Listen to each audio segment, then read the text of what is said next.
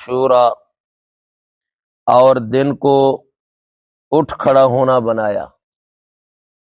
یہ اللہ رب العزت کی بے شمار نعمتیں ہیں، اور اسی نعمتوں کو خالق کائنات نے ایک بہترین انداز سے بیان فرمایا۔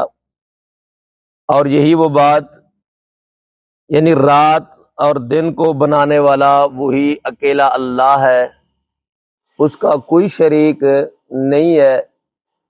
جب رب العزت کا کوئی شریک بھی نہیں، یعنی جب تم یہ مانتے ہو کہ اللہ رب العزت کا دن اور رات کے بنانے میں کوئی دوسرا شریک نہیں ہے، تو پھر اس کے اندر موجود جو بھی چیز ہے وہ بھی اس اللہ رب العزت کی بنائی ہوئی ہے، اس کے اندر بھی کوئی شریک اللہ کا نہیں ہے۔